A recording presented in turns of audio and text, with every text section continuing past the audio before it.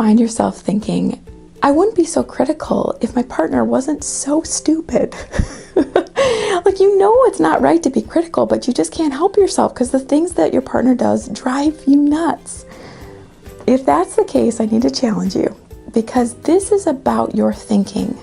Before you're critical with your partner, you have to ask yourself 4 questions. And here's what they are. Number 1, if you lined up 100 people and asked them, let's say, for example, is leaving your shoes out wrong? Not everybody would agree. Not everybody has the same standards of keeping things clean, for example, that you might. It is not officially wrong to leave your shoes out.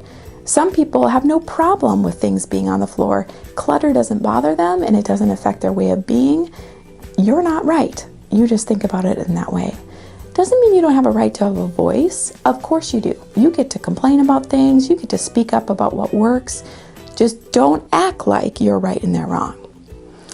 Number 2, if the roles were reversed and you were the one that did this to your partner, let's say you left your shoes out, would your partner be equally as upset with you? Because if they wouldn't, again, it's just your way of thinking about it, so you gotta challenge yourself. Number 3, how does your history connect to this? I guarantee it does. There's a reason that you care so much about this issue and that you're sensitive to it. In therapy, we call it a negative control issue, where you're seeing it as this is the right way of doing it. Where'd you learn that? Was it that your mom was a slob and you always had to clean up after her? Or that the house was always clean when you grew up and so you expect it to be that way? But make sure you're owning it as this is your value in the way that you're seeing it and not the right way. And number 4, aren't you difficult too? Maybe you don't leave your shoes out, but I guarantee you're difficult in other ways. If you are over the age of 25 and you've been with your partner for more than 3 months, there is no way that it's just your partner that's the problem, because people don't stay together more than 3 months if they're a mismatch. So I just challenge you to really ask yourself these 4 things before you get on a high horse with your partner.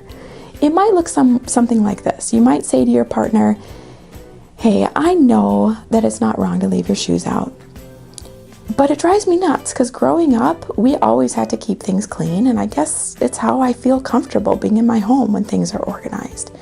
But I know you're a different person and you see it differently, and you have a right to live in this home comfortably too.